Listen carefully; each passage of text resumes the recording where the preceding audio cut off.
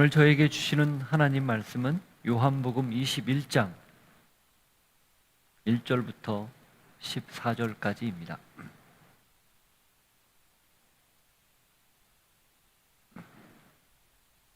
같이 읽겠습니다. 그 후에 예수께서 디베랴 호수에서 또 제자들에게 자기를 나타내셨으니 나타내신 일은 이러하니라. 시몬 베드로와 디두므로 하는 도마와 갈릴리 가나 사람 나다나엘과 세베대의 아들들과 또 다른 제자 둘이 함께 있더니 시몬 베드로가 나는 물고기 잡으러 가노라 하니 그들이 우리도 함께 가겠다 하고 나가서 배에 올랐으나 그날 밤에 아무것도 잡지 못하였더니 날이 새어갈 때에 예수께서 바닷가에 서셨으나 제자들이 예수이신 줄 알지 못하는지라. 예수께서 이르시되 얘들아 너희에게 고기가 있느냐? 대답하되 없나이다. 이르시되 그물을 배 오른편에 던지라. 그리하면 잡으리라 하시니 이에 던졌더니 물고기가 많아 그물을 들 수 없더라. 예수께서 사랑하시는 그 제자가 베드로에게 이르되 주님이시라 하니 시몬 베드로가 벗고 있다가 주님이라 하는 말을 듣고 겉옷을 두른 후에 바다로 뛰어내리더라. 다른 제자들은 육지에서 거리가 불과 한 50칸쯤 되므로 작은 배를 타고 물고기 든 그물을 끌고 와서 육지에 올라보니 숯불이 있는데 그 위에 생선이 놓였고 떡도 있더라. 예수께서 이르시되 지금 잡은 생선을 좀 가져오라 하시니 시몬 베드로가 올라가서 그물을 육지에 끌어올리니 가득히 찬 물고기가 153마리라. 이같이 많으나 그물이 찢어지지 아니하였더라. 예수께서 이르시되 와서 조반을 먹으라 하시니 제자들이 주님이신 줄 아는 거로 당신이 누구냐 감히 묻는 자가 없더라. 예수께서 가셔서 떡을 가져다가 그들에게 주시고 생선도 그와 같이 하시니라. 이것은 예수께서 죽은 자 가운데서 살아나신 후에 세 번째로 제자들에게 나타나신 것이라. 변함없이 제자들을 끝까지 붙드시는 예수 그리스도의 모습을 오늘 보면서 저희를 동일하게 붙들어 주시는 하나님의 은혜, 세우시는 은혜 사모하고 맛보며 그렇게 사는 저희들 되게 하옵소서. 예수 이름으로 기도하옵나이다. 아멘. 보통 사람을 만날 때 호기심과 경계심을 오가다가 어느 정도 시간이 지나면서 그 사람에 대해서 호감이 생기면 점점 가까워지고, 호감이 생기지 않고 그리고 이 사람은 나와 가까이 할 수 없는 사람이다 생각하면 멀리하게 됩니다. 보통 다 그렇죠. 근데 호감을 가져서 이 사람과 점점 가까이 지내다 보면 대부분, 경우에 따라서는 아닐 수도 있지만 많은 사람들이 갈등을 겪습니다. 내가 처음 가졌던 호감과 좀 빗나가는 거죠. 처음 이 사람에 대해 가졌던 생각과 조금 차이가 나기 시작하는 거예요. 그러면 조금씩 갸우뚱거리기도 하고 갈등하기도 합니다. 문제는 이런 갈등이 생겼을 때 그걸 어떻게 해결하느냐, 그 여부에 따라서 그 관계가 지속되기도 하고 더는 관계를 지속할 수 없는 그런 사이가 되기도 한다는 거죠. 그리고 대부분은 이 과정을 반드시 겪어야 관계가 더 돈독해집니다. 결속력이 강해지고 더 믿거라 하는 그런 사이가 되는 것이죠. 만일 오랫동안 관계를 맺는데도 이런 갈등이 없고 갈등을 회복하는 경험이 없다, 한번 생각해 봐야 돼요. 이게 형식적인 관계일 수가 많고요, 관계일 경우가 많고요, 혹은 그냥 약간 비즈니스적인 그런 관계일 때가 많아요. 그런데 정말 진정한 관계를 원한다, 그건 결국 서로 간에 있는 차이, 그리고 그것 때문에 생기는 갈등, 그것을 잘 극복하고 그것을 통해서 굳게 서는 그 관계, 그게 더 온전한 관계이고 사랑하는 관계이고 어쩌면 지극히 인간다운, 사람 냄새나는 관계라는 거죠. 여러분이 맺는 관계는 어떤 관계들입니까? 자, 이걸 오늘 우리는 하나님과의 관계, 예수님과의 관계에서 한번 풀어보고자 합니다. 하나님과의 관계에서는 그런 게 없을까? 주님과의 관계에서는 그런 게 없을까? 처음에 은혜 받고 교회 나왔는데 교회 다니다가 보면 나도 모르게 이 하나님이 원하는 것과 내가 바라는 것의 그 차이 때문에 마음이 자꾸 이렇게 힘들기도 해요. 힘든 정도만 돼도 괜찮은데 나중에는 그게 반복되면 어떻게 됩니까? 마음이 다치죠. 다른 표현으로 삐지죠. 그럼 내가 교회 안 나가버려 하고 교회도 안 나갈 때가 있고, 혹은 하나님과 이렇게 관계가 소원해질 때가 있어요. 근데 그걸 잘 넘기면 그 다음 신앙이 굉장히 단단해지는데, 그걸 넘기지 못하면 안 나가 가나안 그리스도인이 되는 거예요. 가나안, 거꾸로 하면 안 나가잖아요. 가나안 성도가 되는 거예요. 성도라고 부르기에는 조금 좀 애매하지만 그런 사람들이 주변에 많아요. 물론 교회에 실망해서 그런 경우도 있습니다. 근데 그것도 따져보면 하나님과 나와의 관계뿐만 아니라 교회와 나의 관계에서도 갈등을 겪는 거예요. 교회와 나와의 관계에서 갈등을 겪는다는 건 성도끼리에도 갈등을 겪는다는 거예요. 그럼 그 갈등을 어떻게 할 건가? 그냥 그걸 모른 척하고 그냥 다닐 건가? 아니면 그것 때문에 상처 입었다고 생각하고 피할 건가? 그게 전부냐는 거예요. 아니라는 거죠. 그래서 어쩌면 더더욱 그 갈등을 해소하기 위해서 그 아픈 속으로 뛰어들어야 되고, 그 갈등 속으로 들어가서 그걸 적극적으로 해결하는 태도, 이게 필요한 것. 그런 의미에서 너희가 서로 사랑해라. 사랑하면 세상이 내 제자인 줄 알 것이다 라는 예수님의 말씀이 있는 거라고 믿습니다. 요한 사도도 너희가 서로 사랑해야 마땅하다. 그게 하나님이 사랑이기 때문이다. 보이지 않는 하나님을 너희가 어떻게 본다고 이야기하는가? 우리끼리 서로 사랑하는 그 관계 속에 하나님이 계신다. 이 표현을 쓴 거예요. 그러니 보이지 않는 하나님을 사랑한다고 말하면서 보이는 형제를 사랑하지 못한다. 그거 가짜다라는 거죠. 그런 등식이 그래서 성립하는 겁니다. 그 보이는 형제를 사랑하는 건 어떻게 가능한가? 갈등을 넘어서서 가능하다라는 거예요. 그 고비를 온전히 잘 넘어섰기 때문에. 예수님과 제자들의 관계는 어땠을까요?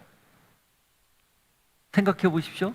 그들이 3년 전에 예수님이 그들을 불렀을 때 굉장히 솔깃하고, 그리고 무언가 모르는 그 끌리는 힘에 그들이 가지고 있던 모든 걸 다 버리고 따랐습니다. 그리고 3년의 공생애가 얼마나 기가 막혔어요. 드라마틱했어요. 가는 곳마다 사람들이 군중 구름대처럼 몰려들죠. 예수님이 명령만 하면 병자들이 낫죠. 심지어는 바람과 풍랑도 잔잔해지죠. 무리를 걷죠. 죽은 사람도 살려내죠. 그리고 예루살렘에 그렇게 많은 사람들의 환호와 함께 입성했죠. 이 모든 일련의 과정들이 얼마나 그들에게 신나고 행복하고 즐겁고 드라마틱한 그런 시간이었을까요? 그런데 그런 와중에 그 예루살렘에 올라갈 때가 가까울수록 예수님의 입에서 이상한 말씀들이 나오는 거예요. 뭡니까? 내가 올라가면 죽는다. 그리고 3일 만에 살아날 것이다. 연거푸 3번이나 말씀하셨거든요. 그게 이들 안에 서서히 조바심으로, 불안감으로, 갈등으로 자리하기 시작합니다. 그리고 예루살렘에 그렇게 입성했는데 하루 이틀이 지나도 아무 변화가 안 일어나요. 자기들 생각에는 이분이 메시아이니 무언가 큰 역동적인 변화가 있을 것 같았는데 그냥 성전에 가서 가르치기만 하고 그냥 지나가다가 무화과나무 뭐 저주하기나 하고 이런 것들이 있으니 얼마나 그 마음에 갈등이 있었겠어요. 그리고 그 갈등이 최고조에 달한 때가 언제일까요? 십자가입니다. 겟세마네에서 체포 들고 그때만 해도 반신반의했는데 법정으로 끌려가더니 사형 언도를 받고 빌라도 앞에 가더니 결국 사형 확정을 받고 그러고는 어떻게 된 거예요? 십자가에 달린 거잖아요. 그러니까 그들은 뿔뿔이 흩어졌어요. 그들이 왜 그렇게 뿔뿔이 흩어지고 도망쳤을까요? 처음에는 무서웠죠. 그러나 그 갈등이 저는 최고조에 달해서 실망감이 그들에게 있지 않았을까? 혹은 우리가 따랐던 3년의 그 시간들이 이렇게 허망하게 끝나다니 라는 그 안타까운 마음들, 그런 것들이 있지 않았을까 생각을 해봤어요. 결국 그들이 지금 각자의 자리에 들어가서 은신하고 있는 것, 숨어 있는 건 그 갈등 혹은 실망 때문이 아닌가라는 생각이에요. 다음을 기다리면서 지금은 숨죽여서 2보 전진하기 위해서 1보 후퇴해야지, 그런 게 아니라는 거예요. 그런 건설적인 생각 못했어요. 다분히 우리가 겪을 수 있는 그런 생각들을 다 하고 있는 거죠. 마치 이사야 53장 6절에 이 모습을 이렇게 표현한 것처럼 말입니다. 제가 읽어드릴게요. 우리는 다 양 같아서 그릇 행하여 각기 제 길로 갔거늘 여호와께서는 우리 모두의 죄악을 그에게 담당시키셨도다. 양 같은 우리는 다 양처럼, 목자 없는 양처럼 내 마음대로 내 길로 갔다 이거예요. 갈등을 넘어서지 못하고 그것을 극복하지 못하고 그렇게 갔다라는 거죠. 여러분, 만일에 예수님과 제자들의 관계가 이걸로 끝났다 그럼 어떻게 됐을까요? 그렇게 도망쳐서 뿔뿔이 흩어져서 과거를 추억하며 그냥 그들이 공생의 기간 중에 겪었던 예수님에 관한 그 어떤 증거만 가지고, 증언만 가지고 있었다. 우리에게 전해지는 복음이 지극히 제한적이었을 겁니다. 그렇지 않나요? 그냥 예수님이 살았던 이야기, 그걸로 끝나는 거예요.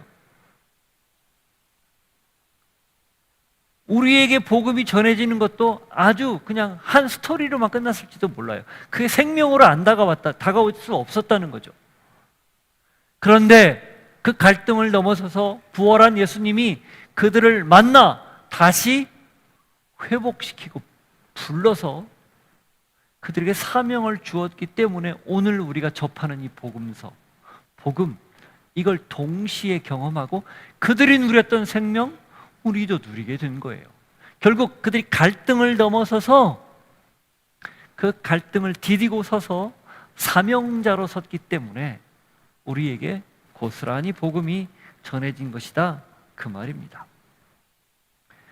나보다 나를 더 잘하는 하나님이 우리의 실패와 좌절과 절망 그리고 갈등을 내버려 두지 않고 다시 찾아와서 부르고 세웠기 때문에 가능한 일이다, 그 말입니다.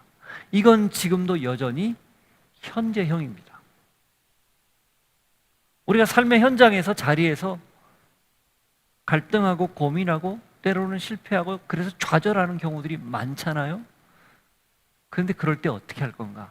여러분, 신앙은 그 좌절하고 절망하고 실패한 게 다가 아니라는 거예요. 그 다음 그걸 어떻게 발판으로 삼을 건가? 그게 중요하다는 겁니다. 오늘 본문이 그걸 우리에게 정확하게 메시지로 던져요. 제자들을 그렇게 일으킨 것처럼 우리도 일으키겠다는 거죠. 아니, 일으키고 있다는 거죠.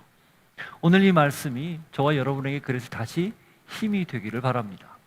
다시 설 수 있는 발판으로 삼기를 바랍니다.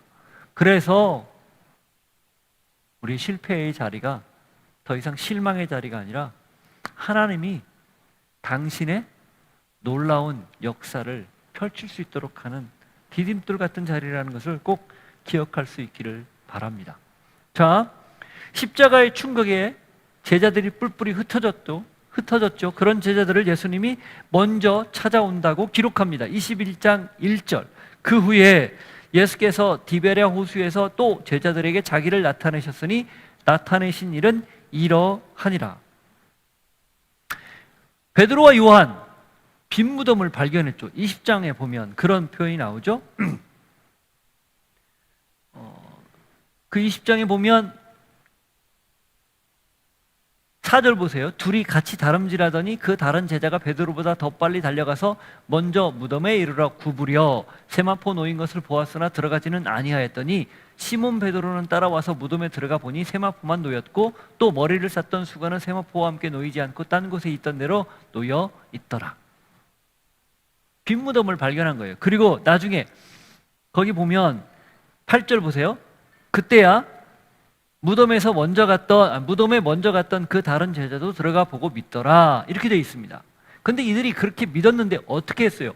9절 10절을 보세요. 그들은 성경에 그가 죽은 자 가운데서 다시 살아나야 하리라 하신 말씀을 아직 알지 못하더라. 이에 두 제자가 자기들의 집으로 돌아가니라. 요한이 뭐라고 기록했어요? 요한이 지금 당사자예요. 그 두 명 중에 하나가 요한이거든요. 요한이 그 당사자인데 지금 뭐라고 기록한 겁니까? 집으로 돌아갔다 이렇게 기록한 거예요. 그 이유는 부활했다는 그 말, 그것을 아직 알지 못했기 때문이다. 따라서 그 11절 이하에 나오는, 그리고 정확하게는 19절 이하죠. 안식 후 첫날 저녁에 예수님이 제자들에게 나타났잖아요. 도마가 없을 때. 그리고 8일 후에 도마에게 나타났었죠. 그 자리에 추정하건대 베드로와 요한은 없지 않았을까? 그게 합리적 추론이에요. 여기 그냥 제자들로만 표현되어 있어서 누군지는 명확하지 않아요. 천국 가서 확인해 보기를 바라요. 그런데 이 다음 우리가 읽은 21장으로 보았을 때 베드로와 요한은 그 길로 아마 예루살렘에 있는 임시 거처로 가지 않고 나사렛으로 돌아가서 집으로 간 걸로 추정하는 겁니다. 보통 집이라고 할 때는 그가 살던 익숙한 곳, 그의 집, 그걸 뜻해요. 지금 베드로와 요한이 예수님을 따라서 공생애를 살면서 주로 갈릴리 나사렛에서 활동하다가 6월절 때문에 이 마지막 6월절을 지키기 위해서 지금 오랫동안 상경하고 그리고 예루살렘에 머물고 있었잖아요. 그리고 예수님 돌아가신 지 지금 불과 며칠이 안 된 상황이에요. 그 안식 후 첫날 무덤을 발견했고 그날 그대로 고향으로 돌아간 걸로 지금 보는 겁니다. 그러니 베드로와 요한은 지금 예수님을, 부활한 예수님을 만났다 만나지 못했다, 아직 못 만난 거예요. 그런 상황입니다. 그런데 어떻게 하는 거죠? 예수님이 그들에게 나타난 거예요. 지금 이게 세 번째거든요. 이 14절 한번 보세요. 이걸 강조하기 위해서 이렇게 표현을 합니다. 14절. 이것은 예수께서 죽은 자 가운데서 살아나신 후에 세 번째로 제자들에게 나타나신 것이라. 첫 번째 막달라 마리아와 여인들에게, 두 번째 제자들에게, 그리고 세 번째 이제 베드로와 요한, 그리고 바돌로메, 도마, 야고보죠. 요한의 형도 있었죠. 야고보, 그리고 다른 두 제자에게 나타난 겁니다. 자, 여기에서 우리가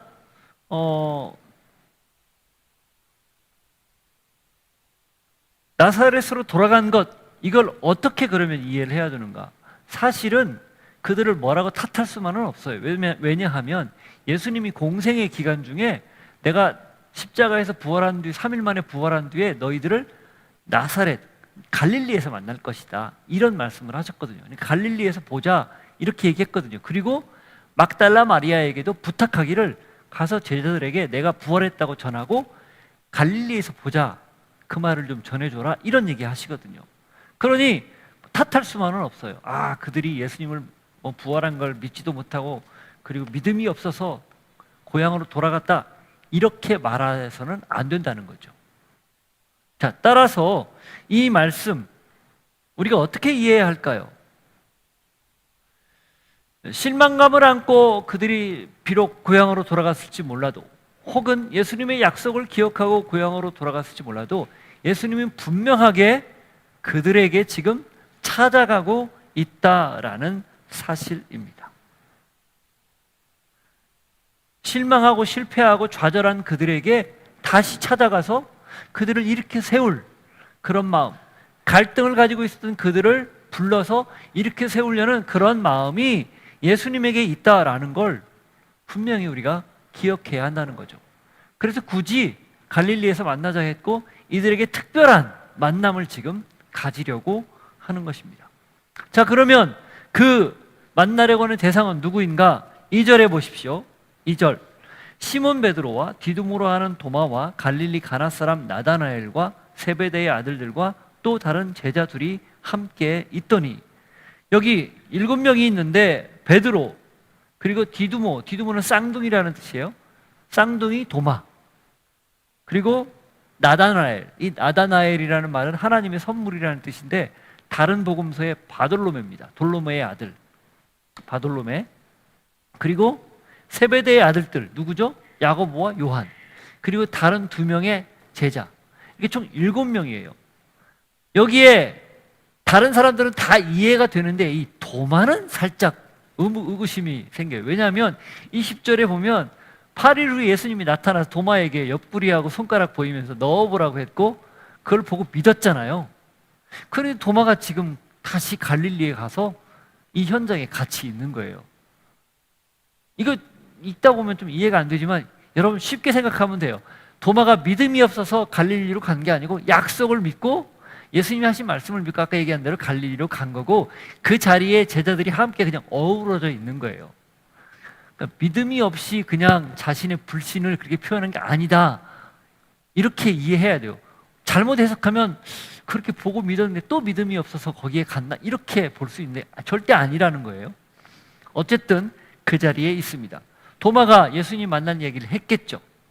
당연히 했겠죠. 옆구리 찔러보고 다 했으니까, 만져보고 했으니까. 그런데 그런 이야기는 1절 성경에 안 나옵니다. 그냥 상상이죠. 그리고 반신반의했을 수도 있고 혹은 뭐 믿었을 수도 있지만 어쨌든 그들은 현재 자기가 있었던, 처했던 곳에 그대로 있다는 겁니다. 자, 그런데 문제는 그 다음이에요. 그들이 뭘 하고 있었느냐라는 거죠. 3절 앞부분을 보십시오. 시몬 베드로가 나는 물고기 잡으러 가노라 하니 그들이 우리도 함께 가겠다 하고 나가서 배에 올랐으나. 베드로가 뭐라고 얘기한 겁니까? 나는 물고기 잡으러 가겠다, 고기 잡으러 가겠다, 이렇게 얘기한 거죠. 그리고 나머지 6명이 동조한 겁니다. 한 배에 탄 걸로 추정해요. 한 배에 타고 나가서 이제 배에 오른 거죠. 자, 이걸 통해 우리가 뭘 짐작할 수 있습니까? 생업에 다시 뛰어들었다는 거예요. 그리고 그들에게 3년이라는 시간이 어쩌면 자신의 커리어의 공백기처럼 그걸 뒤로 하고 그 3년을 훌쩍 그냥 뛰어넘어서 원래 있었던 자리로 돌아갔다, 이렇게 이해하면 됩니다. 왜 그래요? 3년은 예수님을 따라다니느라고 그물과 배를 버리고 예수님만 온전히 좇았잖아요. 예수님을 따라다니다 보니 거기서 모든 것들을 다 해결했잖아요. 의식주도 해결하고 그리고 주님이 주시는 그 놀라운 말씀과 그 비전 함께 나누면서 그 꿈을 꿨었잖아요. 그런데 그게 지금 어떻게 된 거예요? 예수님이 십자가에서 죽은 직후 아무런 실체가 없는, 마치 허상처럼 물을 이렇게 떠올렸는데 손바닥으로 물을 떠올렸는데 다 빠져나가고 아무것도 없는 것 같은 그런 상황이 되고 만 겁니다. 그러니 그들이 어떻게 해요? 당연히 옛날로 돌아가는 거죠. 과거 내게 익숙했던 대로 돌아가는 거예요.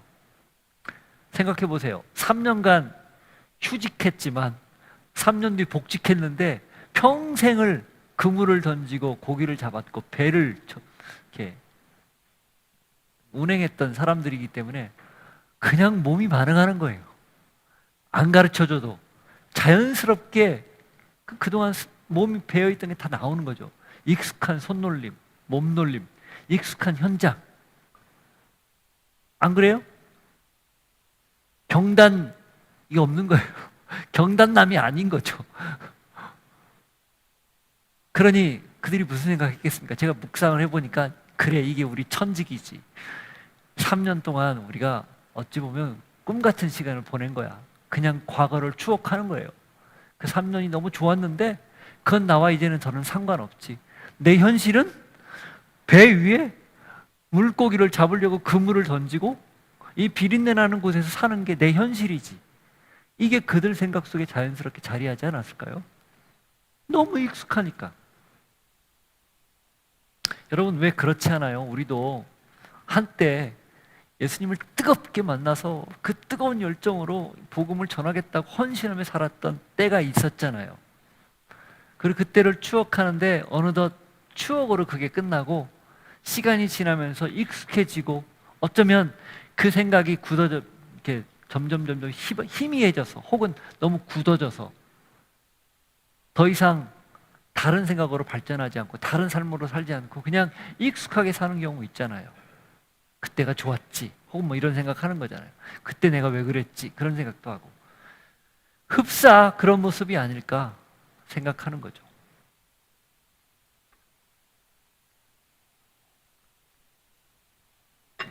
그래서 열심히 그물질을 하는데, 자, 3절 후반부에 뭐라고 되어 있습니까? 이게 반전이에요. 뭐라 되어 있어요? 그날 밤에 아무것도 잡지 못하였더니. 그렇게 해서 삶의 현장으로 돌아갔는데 빈 그물인 거예요. 아무것도 소득이 없는 거예요. 그럼 무슨 생각을 할까요? 물론 뭐 처음이니까 다음을 더 기약할 수 있겠죠. 그게 보통 사람들의 생각이죠. 근데 요한이 이 경험을 왜 이렇게 자세하게 썼을까요? 하나님을 믿고 그리스도 예수를 따라서 그가 원했던 삶을 살다가 내 삶의 현장으로 돌아갔는데 사실 아무것도 없는 빈털털이다. 어쩌면 이게 우리가 갖는 현실 아닌가? 우리가 직면한 실존 아닌가라는 거예요. 다른 말로 하면 그렇게 다시 돌아가서 그런 모습으로 다시 살려고 하는 것이 어쩌면 우리의 노력이고 하나님의 뜻과 좀 어긋나는 그런 모습일 때가 그런 모습인 경우가 아닌가라는 걸 지금 요한이 가르쳐주고 있는 겁니다. 빈 그물, 빈 배, 아무것도 없는, 소득이 없는 이런 상황을 통해서 너희들이 설 곳이 어디고 해야 할 일이 무엇인지를 확인하게 하는 겁니다. 자, 그럴 때 예수님이 어떻게 합니까? 찾아가시죠. 4절 보십시오. 날이 새어갈 때 예수께서 바닷가에 서셨으나 제자들이 예수이신 줄 알지 못하는지라. 예수님은 어느 곳에 오는가? 그런 자리에 오십니다. 어디에 오셨어요, 예수님이? 성전에서 제자들을 부르지 않았습니다. 회당에서 제자들 초청하지 않았어요. 지금 그 새벽에 바닷가에 예수님이 서 있다는 거예요. 그 바닷가는 어느 곳입니까? 제자들이 지금 생업으로 돌아가서 빈 그물로 돌아와야 될 그런 자리예요. 한마디로 이야기하면 내가 다시 돌아가 내가 이 일을 통해서 다시 생업을 시작하고 다시 일을 시작하리라 생각했지만 안 된 자리. 그 자리에 기꺼이 찾아오시더라 그겁니다. 그러니 어떻게 하라는 거예요? 예수님이 찾아오는 곳, 우리의 삶의 현장이라는 것을 알라는 거예요. 여러분, 예수님이 우리의 실패한 자리 혹은 실망하고 갈등하고 도망친 자리, 그 자리를 찾아오는 분이라는 걸 꼭 기억하십시오. 어떤 신묘막측하고 성스럽고 거룩한 자리, 거기가 아니에요. 우리가 실망감을 가득 부여안고 도망친, 그래 숨어있는 그 자리, 거기에 기꺼이 찾아온다는 거예요. 어떻게 하라는 거예요? 그러니 그 자리를 벗어나지 말라는 거예요. 그냥 그대로 있으라는 거죠. 실패했으면 실패한 대로, 실망했으면 그대로, 좌절하면 좌절한 대로 그냥 거기에 있으라는 거죠. 그러면 찾아오신다는 겁니다. 오셔서 딱하니 버팀목처럼 서 계시는 거예요. 물론 모르죠. 제자들이 몰랐던 것처럼 우리도 모를 때가 많아요. 그런데 여러분, 믿음의 눈을 들고 조금만 주님을 보면 그 자리에, 이 자리에 계신다는 걸 알 수 있습니다. 그게 예수님이시기 때문에, 그게 하나님의 사랑이기 때문에 그래요. 그러니 여러분이 서 있는 자리 혹은 도망친 자리, 그 자리조차라도 더 물러나지 않고 지킬 수 있기를 바랍니다. 그러면 오셔서 회복시키셔요. 자, 그렇게 오셔서 그러면 가만히 계십니까? 아니에요. 대화를, 말을 시킵니다. 5절 예수께서 이르시되 얘들아 너희에게 고기가 있느냐? 대답하되 없나이다. 뭐라고 물어봐요? 고기가 있냐라고 물어봐요. 모르고 물어본 건 아니에요. 알고 물어본 거예요. 거 봐라. 아무것도 없지? 이런 의미예요. 물어본 거예요. 근데 대답이 저는 너무 절묘해요. 없나이다. 있는 그대로 얘기한 거예요. 더하지도 덜하지도 않았어요. 부끄러워서 숨기지도 않았고 아니기 때문에 감추려고 과장하지도 않았어요. 있는 그대로 얘기했어요. 여러분, 이게 핵심이에요. 예수님이 우리에게 오셔서 우리 삶의 현장에 오셔서 딱 하니 계셔요. 우리가 믿음의 눈을 들고 보면 그분이 계시다는 걸 아는데 먼저 우리에게 대화를 걸어오세요. 말을 걸어오시는 거죠. 말씀으로 걸어오는 거죠. 그럴 때 그 말씀을 통해 우리가 무슨 대답을 해야 되는가? 솔직한 대답하면 되는 거예요. 없습니다. 이게 뭔 말이에요? 빈털털이네요. 이렇게 해서 돌아왔는데 여기서도 아무것도 없네요. 당신 따라다니다가 3년간 십자가를 보고 그게 너무 공허하다는 걸 알고 그게 빈손으로 우리가 고향으로 돌아왔는데 고향으로 빈손으로 돌아온 그 자리에서도 또 빈손이네요. 이런 뜻입니다.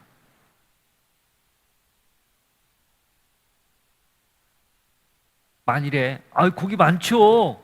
와서 보실래요? 이렇게 거드름을 피거나 이렇게 너스레를 떨었다면 대화가 이상하게 흘러갔을 거예요.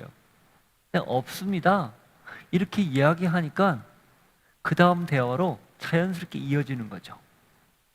다 알고 물어보시고 사실 물고기가 없었던 것도 이유가 있었던 거예요. 6절 뭐라고 얘기합니까? 이르시되 그물을 배 오른편에 던지라. 그리하면 잡으리라 하시니 이에 던졌더니 물고기가 많아 그물을 들 수 없더라. 밤새 7명이 배에서 그물질을 했는데 한 마리가 안 잡혔어요. 그런데 배 오른편에 물고기 던져라 하니까 그물을 던져라 하니까 물고기가 가득 잡혔어요. 뒤에 보면 153마리죠. 그 153에 너무 의미 부여하지 마세요. 거기에 너무 막 집중하지 마세요. 그냥 그 153마리는 많다라는 뜻이에요. 그래서 그런 생각을 해봤어요. 하나님이 이 장면을 연출하기 위해서 밤새 갈릴리 바다에 있는 물고기들을 피해서 너희들 이쪽 가 숨어 있어. 절대 여기에 나타나면 안 돼. 그러고 있다가 예수님이 슬슬 몰아와가지고 자, 이제는 배 오른편에 가서 다 모여 있어. 거기 있으면 그물이 떨어질 거야. 그냥 못 본 척하고 잡혀야 돼. 그냥 그런 생각 들었어요. 역사라는 거죠, 하나님의. 자, 그런데 우스갯소리지만 이 장면, 오른편에 그물을 던져라. 이 장면 어디서 많이 보던 장면 아닙니까? 어디서 봤죠? 예수님이 베드로를 부를 때 장면입니다. 깊은 데로 가서 그물을 던져라. 누가복음 5장이에요. 보세요.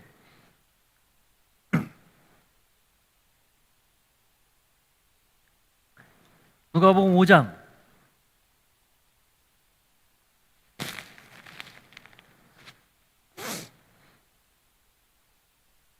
읽습니다. 1절부터. 무리가 몰려와서 하나님의 말씀을 들을새 예수는 게네사렛 호숫가에 서서, 게네사렛은 지금 여기 디베랴 갈릴리 같은 말이에요. 호숫가에 배 두 척이 있는 것을 보시니 어부들은 배에서 나와서 그물을 씻는지라. 예수께서 한 배에 오르시니 그 배는 시몬의 배라. 육지에서 조금 떼기를 청하시고 앉으사 배에서 무리를 가르치시더니, 배에서 사람들이 많으니까 배에다가 배를 띄우고 그 위에서 가르친 거예요. 잘 보이도록. 그리고 가르친 뒤에 어떻게 합니까? 말씀을 마치시고 시몬에게 이르시되 깊은 데로 가서 그물을 내려 고기를 잡으라. 시몬이 대답하여 이르되 선생님, 우리들이 밤이 새도록 수고하였을 때 잡은 것이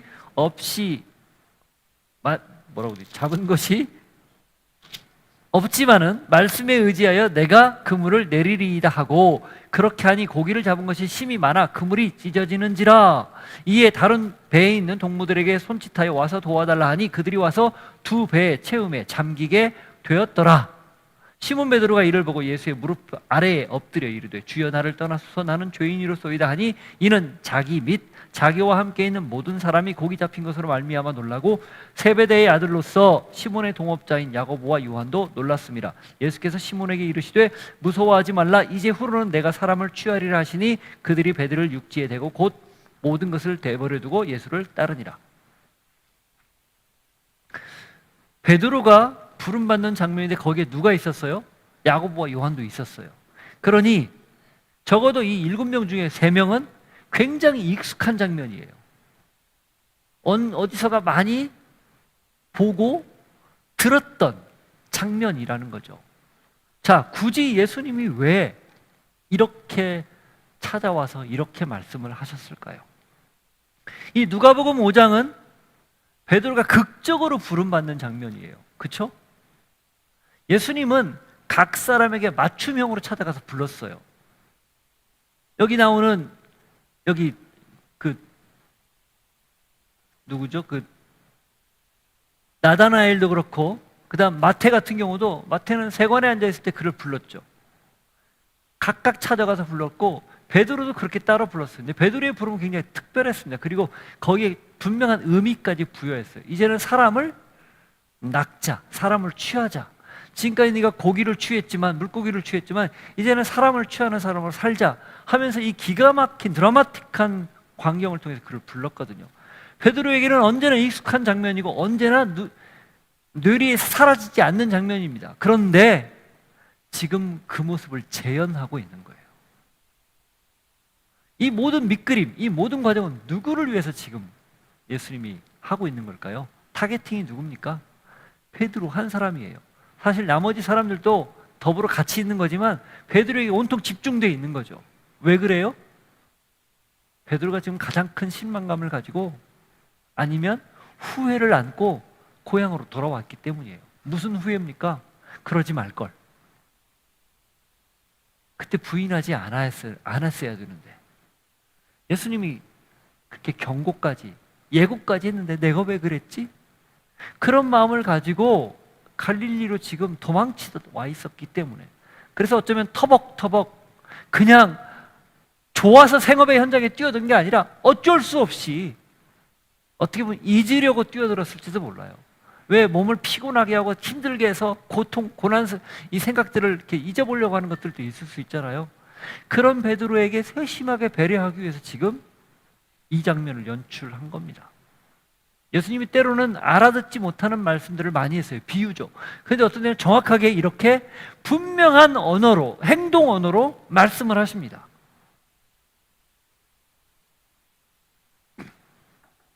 베드로가 이렇게까지 찾아와서 이 익숙한 장면을 통해 자신을 부를 때 어떤 생각을 했을까요?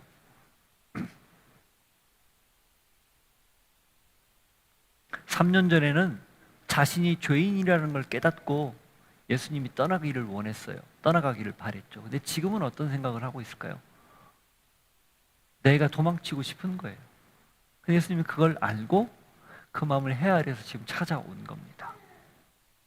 여러분, 하나님이 우리를 부르는 건요 언제나 한결같아요. 하나님의 그 다시 찾아오는 은혜는 우리의 모든 실패를 딛고 일어서게 합니다. 그걸 꼭 믿으시기를 바라요. 그러니 실수했다고 내가 잘못했다고 그것 때문에 죄책감 가질 필요 없다는 거예요. 그러니 그것 때문에 더는 부여안고 실망하고 그것 때문에 앞으로 나가야 되는데 멈춰서서 아무것도 못하는 그런 모습 더는 불필요하다 그겁니다. 이렇게까지 찾아오셔서 이렇게까지 만나주는데 부르는데 우리라고 왜 예외이겠어요? 똑같다는 거예요. 다 각각 맞춤형으로 그렇게 찾아오십니다. 기억하십시오. 그러니 성탄의 의미가 더 크지 않겠어요? 그래서 예수님이 나에게 오신 이날, 이때를 기억하는 것 아니겠어요? 자, 그런 복잡한 생각을 가지고 있을 때 요한이 반응합니다. 7절, 예수께서 사랑하시는 그 제자가 베드로에게 이르되 주님이시라 하니 시몬 베드로가 벗고 있다가 주님이라 하는 말을 듣고 겉옷을 두른 후에 바다로 뛰어내리더라. 베드로가 요한이 알아보고 주님이다 라고 얘기하니까 그 말 듣자마자 겉옷을 벗고 그물질을 일을 하다가 그걸 입고 급하게 뛰어내린 거예요. 그리고 예수님에게 지금 달려가는 거죠. 물길을 헤엄쳐 가는 거죠. 8절 보십시오. 다른 제자들은 육지에서 거리가 불과 한 50칸쯤 되므로 작은 배를 타고 물고기 든 그물을 끌고 와서 이렇게 되어 있습니다. 50칸, 대략 90m 정도 되는 거리예요. 멀지 않은 거리죠. 근데 베드로가 얼마나 급한지 아마 그들이 탔던 배가 큰 배였든지 작은 배로 이렇게 옮겨서 이렇게 오는 것 같아요. 급하게 이제 뛰어들어서 수영을 했든 아니면 뛰어들었든 지금 예수님에게 달려가는 거죠. 무슨 생각을 했을까요? 그냥 무작정 달려가는 거예요. 그렇게 찾아오셨기 때문에 그냥 그분 앞에 달려든 거죠. I run to you. 전심으로 그렇게 하나님 앞에 달려가는 거예요. 예수님 앞에 달려가는 거죠. 여러분, 이게 우리 모습이어야 해요. 예수님을 발견하고 그분이 그렇게 우리에게 다시 찾아왔다는 걸 아는 순간 이 베드로와 같은 적극적인 모습, 이게 필요합니다. 그때도 소극적으로 그냥 기다리는 게 아니라 어쩌면 적극적으로 달려가는 모습 필요하다는 거예요. 자, 그런데 그 다음 예수님이 참 유머러스하게 베드로를 맞이해요. 9절 보십시오. 육지에 올라와 보니 숯불이 있는데 그 위에 생선이 놓였고 떡도 있더라. 자, 이 장면 잘 보십시오. 뭐가 제일 눈에 띄일까요? 숯불, 생선, 떡이 있어요. 아마 생선을 구웠다면 오면서부터 냄새가 났을 거예요. 냄새로 자각을 했겠죠. 그런데 눈으로 딱 들어오는 건 제일 먼저 뭐가 들어왔을까요? 여러분 볼 때 뭐가 제일 먼저 들어올 것 같아요? 지금 새벽이에요. 숯불. 새벽 숯불이에요. 확 들어와요. 왜 숯불을 피웠을까요? 추우니까 피웠죠. 그리고 거기에 고기도 굽고 빵도 구웠겠죠. 근데 왜 하필 숯이냐는 거예요. 이유가 있습니다. 베드로가 숯불 앞에서 예수님 모른다고 3번 부인했거든요. 보십시오. 18장 18절. 그때가 추운 거로 종과 아랫사람들이 불을 피우고 서서 쬐니 베드로도 함께 서서 쬐더라. 이 그때가 언제예요? 베드로가 예수님 부인 3번째 했을 때, 3번 했을 때.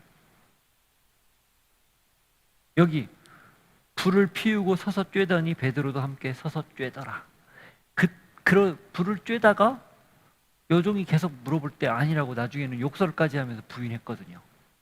예수님 그걸 지금 정확하게 기억하고 베드로에게 너 숯불 앞에서 나 부인했었지? 오늘 숯불 앞에서 한번 단판 지어보자. 이런 느낌이에요. 그 단판이 뭘까요? 다음 주에 읽을 To be continued. 다음 주에 읽을 내용이에요. 너 나 사랑하니? 이거 3번 물어보면서 3번 부인한 거 3번 물어보면서 하나하나 싸매면서 회복하는 그 장면 연출하기 위해서 지금 예수님이 나타난 거예요. 놀랍지 않으세요? 여러분, 예수님이 우리에게 역사할 때는, 하나님 우리에게 역사할 때는요, 우리가 보기도 싫고 그리고 떠올리기도 싫었던 그 상황을 고스란히 드러내서 그걸 통해서 다시 일어나기를 늘 바라십니다. 그래야 그걸 디디고 일어서고 그게 더는 트라우마가 안 되거든요. 베드로가 만일에 이렇게 안 했으면 숯불만 보면은 기겁을 했지 않았겠어요? 근데 그 숯불 앞에서 다시 불러주셨기 때문에 그가 이제는 숯불이 그에게 회복의 숯불이 되는 거예요. 자, 그리고 어떻게 해요? 그렇게만 합니까? 아니에요. 배고픈 그들에게 음식을 제공합니다. 10절부터 예수께서 이르시되 지금 잡은 생선을 좀 가져오라 하시니 시몬 베드로가 올라가서 그물을 육지에 끌어올리니 가득히 찬 물고기, 큰 물고기가 153마리라 이같이 많으나 그물이 찢어지지 아니하였더라. 예수께서 이르시되 와서 조반을 먹으라 하시니 제자들이 주님이신 줄 아는 고로 당신이 누구냐 감히 묻는 자가 없더라. 예수께서 가셔서 떡을 가져다가 그들에게 주시고 생선도 그와 같이 하시니라. 친히 물고기를 가져다 구워서 또 떡도 구워서 직접 전해주셨어요. 근데 재밌는 표현이 예수님이 누군지를 감히 묻지를 못해요. 왜 그래요? 도망치듯 그리고 십자가를 보고 도망쳤던 자신들이 다 떠올랐기 때문이에요. 베드로는 드러내놓고 부인했지만 나머지 제자들은 전부 암묵적으로 부인하고 지금 다 도망쳤잖아요. 그게 그거예요, 사실은. 예수님의 목적은 베드로에게 있었지만 그 나머지 6명에게도 동일한 은혜를 주는 거예요. 음식을 제공하면서 그들을 회복시키는 겁니다. 자, 여기에 153마리 주목하지 말고 뭐에 주목하라고요? 음식, 나눈 것, 떡을 나눈 것. 이 장면은 뭘 떠올립니까? 받아 먹으라, 내 몸이다. 받아 마시라, 내 피다. 이걸 먹고 마실 때마다 나를 너희들이 기념해야 된다. 그걸 떠올리는 거예요. 여러분, 다른 복음서, 누가복음서에서도 엠마오로 가는 두 제자에게 마지막에 다 설명하고 떡을 떼어줄 때 그들의 눈이 밝아진다라고 표현을 해요. 그때서야 예수님인 줄 알아봤는데 그때 예수님이 사라지죠. 그 나중에 가서 그 고백을 해요. 왜 떡을 뗄 때 예수님을 알아봤을까? 상징적입니다. 이 누가복음은 받아 먹으라, 받아 마시라, 받아 먹으라, 이게 3번 나와요. 다른 복음서는 2번. 먹고 마시는 것만 나오는데 누가복음은 그게 한 번 더, 하나가 더 나와요. 그만큼 먹는 걸 굉장히 강조하는 거죠. 왜 그래요? 그게 예수님을 극명하게 보여주는, 드러내는 표현이기 때문입니다. 지금도 그걸 통해서 제자들에게 예수님을 각인시키는 거예요. 당신의 몸을 내주는 사랑, 끝까지 참아주는 사랑, 그렇게 도망쳐도 찾아와서 다시 부르시는 사랑, 그 사랑을 잊지 말라는 거죠. 이 부활한 예수님을 만난 제자들, 예수님을 통해 다시 부름받고 회복된 제자들, 그리고 성령이 그들 안에 임한 제자들 이후로는 절대 결단코 예수님을 떠나지 않습니다. 그리고 오늘 우리가 전해 듣는 이 복음의 기록들을, 우리가 듣고 생명을 맛보는 이 기록들을 그들이 전해준 거예요. 우리는 어떻게 해야 되는가? 마찬가지라는 거죠. 우리 역시 하나님이 다시 부르시는 그 은혜를 기억하고 우리의 넘어졌던 그 자리에서 디디고 일어서서 세우시는 그 사랑을 마음껏 누리며 그렇게 살아가는 사람, 그 사람 바로 우리가 되어야 된다는 거예요. 여러분 모두가 되어야 된다는 거죠. 그걸 잊지 않는 모두가 되기를 바라고 성탄 시즌이 되기를 바랍니다. 같이 기도하겠습니다. 이렇게 기도합시다. 하나님, 그렇습니다. 우리가 무너진 자리, 실패한 자리, 마다 않고 찾아오신 하나님의 사랑을 기억하고 우리가 마음을 활짝 열고 그 주님을 받아들이게 하여 주시고 주님을 향해 전심으로 달려갔던 베드로처럼 우리도 달려갈 수 있는 믿음의 사람들 되게 하옵소서. 같이 기도하겠습니다. 하나님 아버지, 감사합니다. 오늘도 우리가 하나님 앞에 말씀을 듣고 기도하는 건 우리를 여전히 변함없이 찾아오시는 주의 사랑을 기억하고 그 하나님의 사랑에 힘입어 다시 세워지기를, 그리고 다시 사명을 부여잡고 하나님 뜻대로 살기를 원합니다. 우리에게 오셔서 우리를 부르시고 세워주셨듯 우리 또한 일어서서 누군가를 부르고 세워서 하나님께로 인도할 수 있는 그런 믿음의 사람들 되게 하시고, 그러기 위하여 주님 앞에 전심으로 달려갈 수 있는 우리들 모두가 되게 하여 주옵소서. 하나님 아버지, 변함없이 우리의 굴곡진 자리에, 실패한 자리에, 실망하여 낙담한 자리에 여전히 찾아오셔서 우뚝 서 계시는 예수 그리스도를 믿음의 눈으로 봅니다.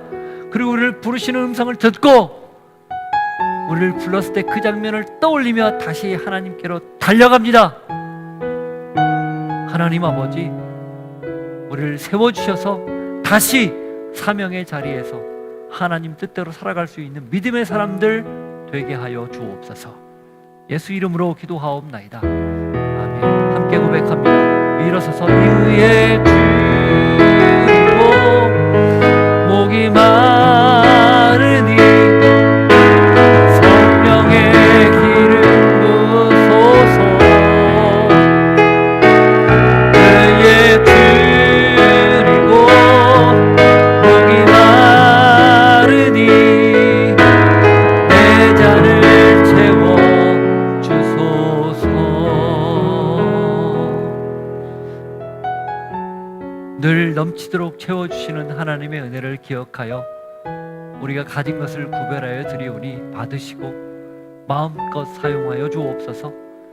하여 주님 부어주시는 은혜가 저희와 함께 하기를 또 소망하며 주님 뜻대로 살기를 바라오니 저희가 주의 손에 붙들려 사는 믿음의 사람, 다시 부르신 하나님의 은혜, 세우신 주님의 놀라운 그 능력을 힘입어 주님과 함께 더불어 아름답게 살아갈 수 있는 모두 되게 하옵소서. 지금은 우리 주 예수 그리스도의 은혜와 하나님 아버지의 사랑과 성령님의 교통하심이 우리를 다시 세우셔서 다시 부르시고 다시 보내시는 그 주님의 음성을 듣고, 예, 우리도 그 세우심 따라 살겠습니다 결단하고 고백하는 주의 백성들 머리 위에, 삶의 자리 위에 이제로부터 영원토록 함께 하시기를 간절히 축원하옵나이다. 아멘.